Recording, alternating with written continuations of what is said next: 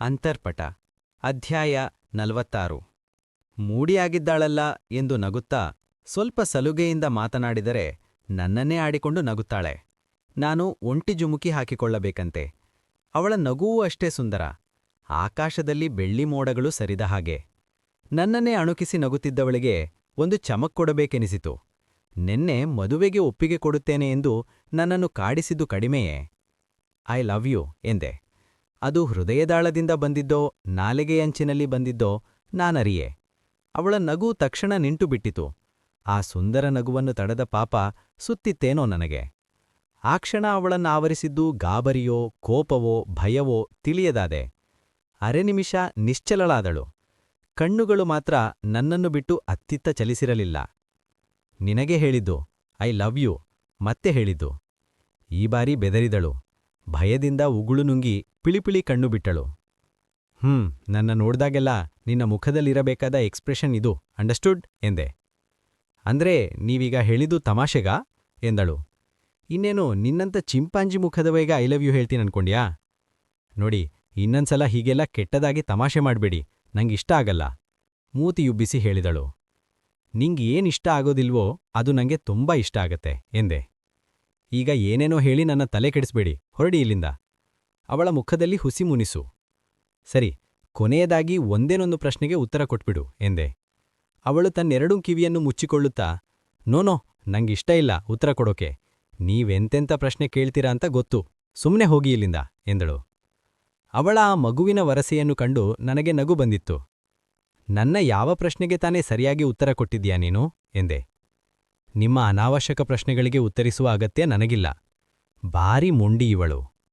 ನಿನಗೆ ಹೊಡೆದದ್ದು ತಪಸ್ಯ ಅಂತ ಯಾಕೆ ಹೇಳಿಲ್ಲ ನೀನು? ನೇರವಾಗಿ ಕೇಳಿದ್ದೆ. ಅವಳು ಉತ್ತರಿಸಲು ಚಡಪಡಿಸತೊಡಗಿದಳು. ಹೇಳು, ಯಾಕೆ ಹೇಳಿಲ್ಲ ಎಂದೆ. ನನಗೆ ಈ ವಿಷಯವನ್ನು ದೊಡ್ಡದು ಮಾಡಲು ಇಷ್ಟವಿರಲಿಲ್ಲ. ನಾವು ತುಂಬಾ ಪ್ರೀತಿಸುವವರು ದೂರವಾಗುವ ಕಲ್ಪನೆ ಮನಸ್ಸಿಗೆ ಎಷ್ಟು ನೋವು ಕೊಡುತ್ತದೆ ಅಂತ ನನಗ್ಗೊತ್ತಿದೆ. ತಪಸ್ಯಾಳ ಮನಸ್ಥಿತಿಯನ್ನು ನಾನು ಅರ್ಥ ಮಾಡಿಕೊಳ್ಳಬಲ್ಲೆ ಎಂದಳು. ಅಂದ್ರೆ ಏನು ನಿನ್ನ ಮಾತಿನ ಅರ್ಥ? ಅವಳು ಮಾಡಿದ್ದು ಸರಿ ಅಂತಾನಾ ಎಂದೆ. ಸರಿಯೋ ತಪ್ಪೋ ಗೊತ್ತಿಲ್ಲ, ಆದ್ರೆ ನಿಮ್ಮನ್ನು ಕಳೆದುಕೊಳ್ಳುವುದು ಅವಳಿಗೆ ಇಷ್ಟವಿಲ್ಲ, ಸೊ ಹಾಗೆ ಮಾಡಿದಳು ಅನ್ನುವುದು ಗೊತ್ತು. ಅವಳು ನಿಮ್ಮನ್ನು ಅಷ್ಟು ಇಷ್ಟಪಡುತ್ತಾಳೆ ಎಂದರೆ ಅವಳನ್ನು ಮದುವೆಯಾವುದಕ್ಕೆ ಏನು ಸಮಸ್ಯೆ? ನನ್ನ ಕಣ್ಣಲ್ಲಿ ನೇರ ನೋಟ ಬೆರೆಸಿ ಕೇಳಿದಾಗ ನಾನು ಅರೆಕ್ಷಣ ವಿಚಲಿತನಾದೆ. ಯಾಕಂದ್ರೆ ನನಗೆ ಅವಳ ಮೇಲೆ ಪ್ರೀತಿಯಿಲ್ಲ. ನನ್ನ ಮನಸ್ಸು ಒಪ್ಪದ ಕೆಲಸವನ್ನು ನಾನು ಯಾವತ್ತೂ ಮಾಡೋದಿಲ್ಲ ಎಂದೆ. ಯಾಕೆ ಪ್ರೀತಿಯಿಲ್ಲ? ಇದೆಂಥ ಪ್ರಶ್ನೆ? ಯಾರ್ಮೇಲೆಯೂ ಬಲವಂತವಾಗಿ ಪ್ರೀತಿ ಹುಟ್ಟುವುದಿಲ್ಲ. ಪ್ರೀತಿಸುವವರು ದೂರವಾದರೆ ಆಗುವ ನೋವು ನಿನಗೆ ಹೇಗೆ ತಿಳಿದಿದೆಯೋ ಹಾಗೆ ಪ್ರೀತಿಸುವವರು ಮೋಸ ಮಾಡಿದರೆ ಆಗುವ ನೋವು ನನಗೂ ತಿಳಿದಿದೆ. ಮತ್ತೆ ಆ ನೋವು ತಿನ್ನಲು ನನಗೆ ಇಷ್ಟವಿಲ್ಲ ಎಂದೆ. ಅವಳು ಕಣ್ಣಾಡಿಸದೆ ನನ್ನನ್ನೇ ನೋಡತೊಡಗಿದಳು. ಬಹುಶಃ ನನ್ನ ಮನದ ಭಾವನೆಗಳನ್ನು ನನ್ನ ಕಣ್ಣಲ್ಲಿ ಸೆರೆ ಹಿಡಿಯಲು ಪ್ರಯತ್ನಿಸುತ್ತಿದ್ದಳೇನೋ. ಎಲ್ಲರೂ ಒಂದೇ ಥರ ಇರಲ್ಲ ಅಲ್ವಾ ಅವಳೆಂದಳು. ನನ್ನ ಬದುಕಿನ ಮೇಲೆ ಇವಳೇಕೆ ಇಷ್ಟು ಮುತುವರ್ಜಿ ವಹಿಸುತ್ತಿದ್ದಾಳೆ ಎನಿಸಿತು ನನಗೆ. ನಿಂಗೊತ್ತಾ, ಯಾರಾದರೂ ಮನಸ್ಸಿಗೆ ಹಿಡಿಸ್ಬೇಕು ಅಂದ್ರೆ ಅವರ ಮೇಲೆ ಪ್ರೀತಿ ಕೋಪ ದ್ವೇಷ ಹೀಗೆ ಏನಾದರೂ ಒಂದು ಭಾವ ಇರಬೇಕು. ಯಾವುದೇ ಭಾವನೆ ಇಲ್ಲವೆಂದರೆ ಅವರು ಮನಸ್ಸಿಗೆ ಮೆಚ್ಚುಗೆಯಾಗುವುದಿಲ್ಲ ಎಂದೆ. ಅವಳ ಮುಖ ವಿವರ್ಣವಾಯಿತು. ಕಣ್ಣಲ್ಲಿ ಆತಂಕದ ಛಾಯೆ, ಯಾಕೆಂದು ಅರ್ಥವಾಗಲಿಲ್ಲ. ಅಷ್ಟರಲ್ಲಿ ಆರೋಹಿ ಒಳಬಂದಳು. ಅರೆ ಸರ್, ನೀವ್ಯಾವಾಗ ಬಂದ್ರಿ ಎಂದಳು. ಈಗಷ್ಟೇ ಬಂದೆ ಎಂದು ತಿಳ್ಳಿನಗೆ ಬೀರಿದೆ. ಪ್ರಜ್ಞಾಳತ್ತ ತಿರುಗಿ, ಪ್ರಜ್ಞಾ, ಫಾರ್ಮ್ಯಾಲಿಟೀಸ್ ಮುಗೀತು. ಡಾಕ್ಟರ್ ಹೇಳಿದರೂ ಈಗ ಮನೆಗೆ ಹೋಗಬಹುದಂತೆ, ಹೊರಡೋಣವಾ ಎಂದಳು. ಅವಳು ತಲೆ ಆಡಿಸಿದಳು. ಸರಿ, ಮತ್ತೆ 2 ದಿನ ಬ್ಯಾಂಡೇಜ್ ತೆಗಿಬಾರದು ಅಂತ ಹೇಳಿದ್ದಾರೆ. ಮನೆಯಲ್ಲಿ ನಾನೇ ಚೇಂಜ್ ಮಾಡ್ತೀನಿ, ಓಕೆನಾ ಎಂದಳು. ಆಗಲೂ ಅವಳದ್ದು ನೀರಸ ಪ್ರತಿಕ್ರಿಯೆ. ಸರಿ, ನಡಿ ಹೋಗೋಣ ಆರೋಹಿ ಹೇಳಿದಾಗ ಅವಳು ಮೇಲೆದ್ದಳು. ಹೆಚ್ಚು ಸಮಯ ಹಾಸಿಗೆಯಲ್ಲಿ ಮಲಗಿದ್ದಕ್ಕೋ ಅಥವಾ ತಲೆಗಾಗಿದ್ದ ಗಾಯದ ನೋವಿಗೋ ಮುಂದೆ ಹೆಜ್ಜೆ ಇಡಲಾಗದೆ ಕಂಡು ತೇಲಿಸುತ್ತಾ ವಾಲುತ್ತಿದ್ದವಳನ್ನು ನನ್ನ ತೋಳಿನಲ್ಲಿ ಸಂಭಾಳಿಸಿದೆ. ಅಷ್ಟು ನಿಶ್ಶಕ್ತಿಯಲ್ಲಿಯೂ ನಾನು ಹಿಡಿದಾಗ ಮಿಸುಕಾಡಿ ಪ್ರತಿರೋಧಿಸಿದಳು. ನಾನದನ್ನು ಗಣನೆಗೆ ತೆಗೆದುಕೊಳ್ಳದೆ ನಿರಾಯಾಸವಾಗಿ ಅವಳನ್ನು ಎತ್ತುಕೊಂಡು ಹೊರಬಂದೆ. ಅವಳನ್ನು ನನ್ನ ಕಾರಲ್ಲಿ ಕೂರಿಸಿದಾಗ, ಬೇಡ ನಾವು ಕ್ಯಾಬಲ್ಲೇ ಹೋಗ್ತೀವಿ ಎನ್ನುತ್ತಾ ಕೆಳಗಿಳಿಯಲು ಪ್ರಯತ್ನಿಸಿದಾಗ ಕಾರಿನ ಬಾಗಿಲು ಭದ್ರಪಡಿಸಿದೆ. ಆರೋಹಿ, ಬನ್ನಿ ನೀವು ಕೂತ್ಕೊಳ್ಳಿ ಎಂದೆ. ಅವಳು ತಲೆಯಾಡಿಸಿ ಹಿಂದಿನ ಸೀಟಲ್ಲಿ ಕುರಿತಳು. ದಾರಿಯುದ್ದಕ್ಕೂ ಯಾರೊಬ್ಬರೂ ಮಾತನಾಡಲಿಲ್ಲ. ಮಾತನಾಡಲು ವಿಷಯವೂ ಇರಲಿಲ್ಲ. ನನ್ನೊಳಗೆ ಅವಳ ಬಗ್ಗೆ ಅತೀವ ದ್ವಂದ್ವಗಳು. ಕೆಲವೊಮ್ಮೆ ನನ್ನನ್ನು ಆಜನ್ಮ ವೈರಿಯಂತೆ ಕಾಣುತ್ತಾಳೆ, ಮತ್ತೊಮ್ಮೆ ಯಾವುದೇ ಸಂಬಂಧವಿಲ್ಲದಿದ್ದರೂ ನನ್ನ ಬಗ್ಗೆ ಅತಿಯಾಗಿ ಕಾಳಜಿ ವಹಿಸುತ್ತಾಳೆ. ಅಷ್ಟಲ್ಲದೆ ಅವತ್ತು ರಸ್ತೆಯ ಮಧ್ಯೆ ನನ್ನ ಪ್ರಾಣ ಯಾಕೆ ಕಾಪಾಡಿದಳು? ಅಥವಾ ನನ್ನ ಮೇಲೆ ಪ್ರೀತಿಯಿದ್ದರೂ ಮುಚ್ಚಿಡುತ್ತಿದ್ದಾಳಾ? ನಮ್ಮ ಗಮ್ಯ ತಲುಪಿದರೂ ನನ್ನ ಪ್ರಶ್ನೆಗಳಿಗೆ ಉತ್ತರ ಸಿಗಲಿಲ್ಲ. ಇಬ್ಬರೂ ಕಾರಿನಿಂದ ಇಳಿದರು. ಥ್ಯಾಂಕ್ ಯು ಸರ್, ಡ್ರಾಪ್ ಮಾಡಿದ್ದಕ್ಕೆ. ಬನ್ನಿ ಮನೆಗೆ, ಕರೆದಳು ಆರೋಹಿ. ನಾನು ಡ್ರಾಪ್ ಮಾಡಿದ್ದಕ್ಕೆ ನಿಮ್ಮ ಫ್ರೆಂಡ್ ದುಮುಗುಡ್ತಿದ್ದಾರೆ. ಇನ್ನು ಮನೆಗೆ ಬಂದ್ರೆ ಕಚ್ಚೇ ಬಿಡ್ತಾರೇನೋ ಎಂದು ಪ್ರಜ್ಞಾಲತ ನೋಡಿದೆ. ಅವಳು ಮುಖ ತಿರುಗಿಸಿ ನಿಂತಳು. ಓಕೆ ಫೈನ್, ನಾನ್ ಹೊರಡ್ತೀನಿ ಎಂದವನು ಕಾರು ಮುಂದೆ ಸಾಗಿತ್ತು.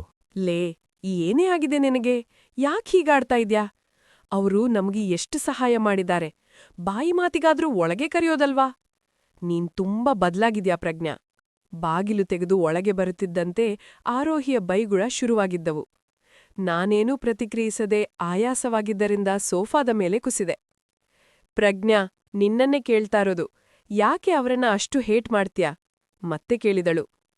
ಮನಸ್ಸಿಗೆ ಮೆಚ್ಚುಗೆಯಾಗಲು ಪ್ರೀತಿ, ದ್ವೇಷ, ಕೋಪ ಯಾವುದಾದರೂ ಭಾವ ಇರಲೇಬೇಕು. ಅವನು ಹೇಳಿದ ಮಾತುಗಳು ಸ್ಮೃತಿಪಟಲದಲ್ಲಿ ಝಂಕರಿಸಿತು. ಅವನು ಹೇಳಿದ್ದರೆ ಅರ್ಥವೇನು? ಒಬ್ಬರ ಮೇಲೆ ನಮಗೆ ಪ್ರೀತಿಯಾಗಲು ಯಾವುದಾದರೂ ಭಾವ ಇರಲೇಬೇಕು. ಕೋಪ, ದ್ವೇಷ ಏನಾದರೂ ಸರಿ.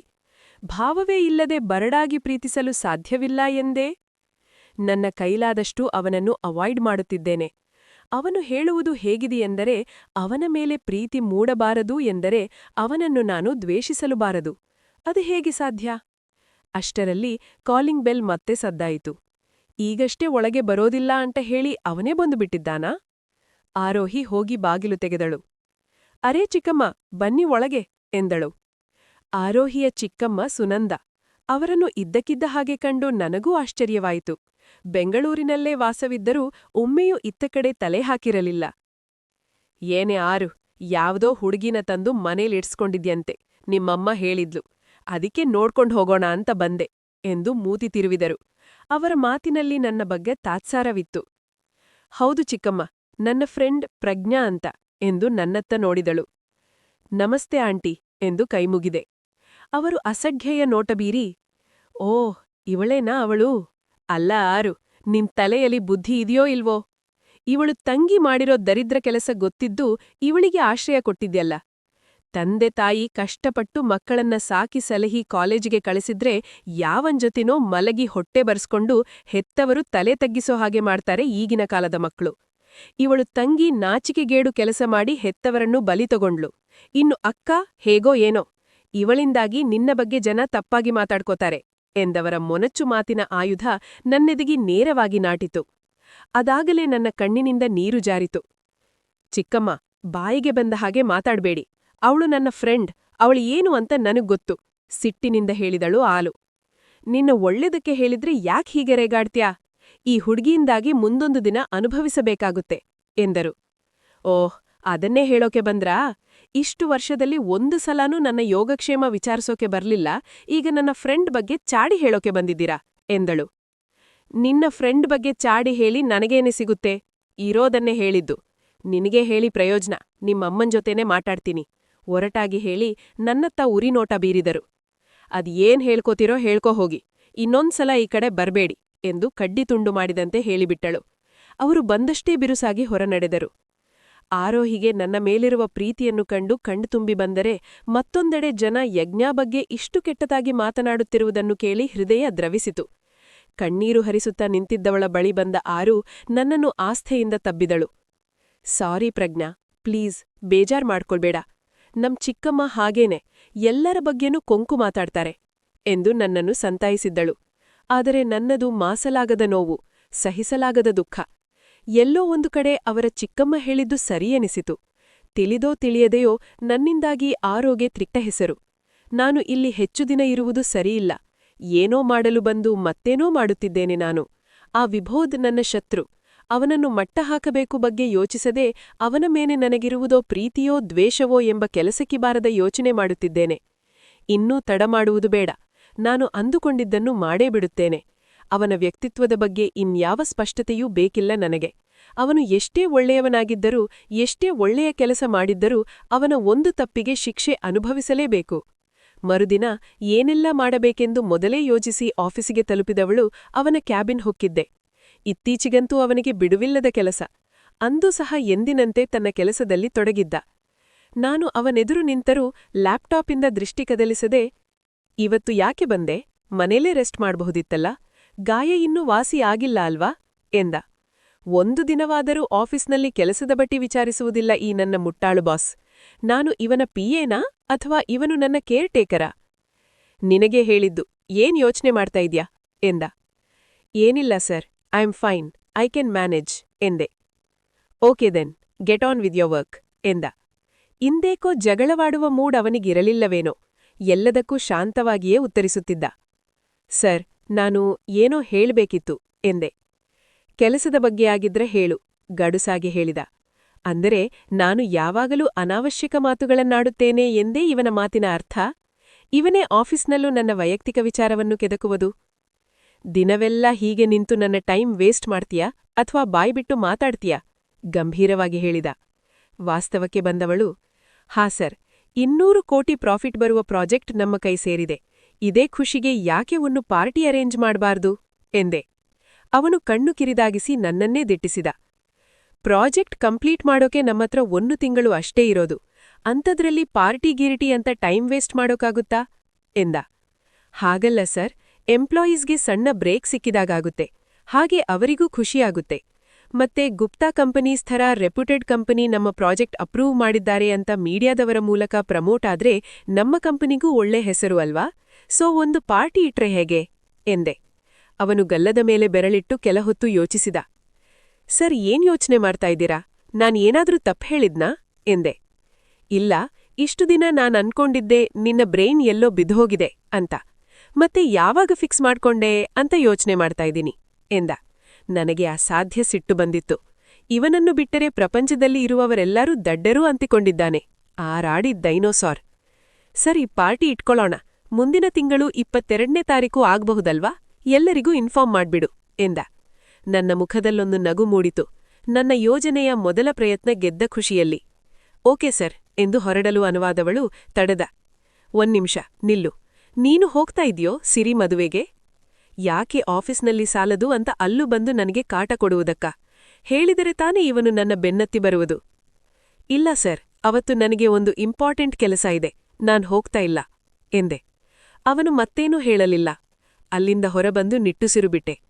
ವಿಭೋದ್, ನಿನ್ನ ಕೇಡುಗಾಲಕ್ಕೆ ಕೌಂಟ್ ಡೌನ್ ಶುರುವಾಗಿದೆ. ಪಾರ್ಟಿಯಲ್ಲಿ ನಿನಗೆ ಹೇಗೆ ಅವಮಾನ ಮಾಡ್ತೀನಿ ಅಂದ್ರೆ ವರ್ಷಾನುಗಟ್ಟಲೆ ನೀನು ಸಂಪಾದಿಸಿದ ಗೌರವ, ಪ್ರತಿಷ್ಠೆ ಎಲ್ಲವೂ ಒಂದೇ ಕ್ಷಣಕ್ಕೆ ಮಣ್ಣು ಪಾಲಾಗಬೇಕು. ಜನರು ಚೀಮಾರಿ ಹಾಕುವ ರೀತಿಗೆ ಬದುಕು ಸಾಕೇನಿಸಿ ನೀನೇ ಆತ್ಮಹತ್ಯೆ ಮಾಡಿಕೊಳ್ಳಬೇಕು. ಮುಂದುವರಿಯುತ್ತದೆ. ಕನ್ಫ್ಯೂಸ್ ಆಗ್ಬೇಡಿ ಫ್ರೆಂಡ್ಸ್, ಇನ್ಮೇಲೆ ವಿಬೋಧ್ ಮಾತುಗಳು ಮೇಲ್ ವಾಯ್ಸ್ನಲ್ಲಿ ಬರುತ್ತೆ, ಹಾಗೆ ಪ್ರಜ್ಞಾ ಮಾತುಗಳು ಫೀಮೇಲ್ ವಾಯ್ಸ್ನಲ್ಲಿ ಬರುತ್ತೆ. ತುಂಬಾ ದಿನ ಆದ್ಮೇಲೆ ಕತೆ ಹಾಕಿದ್ದೇನೆ. ಹೇಗಿತ್ತು ಕಮೆಂಟ್ ಮಾಡಿ. ಕಥೆ ನೆನ್ಪಿದ್ಯಾ, ಮರ್ತೋಗಿದ್ಯಾ?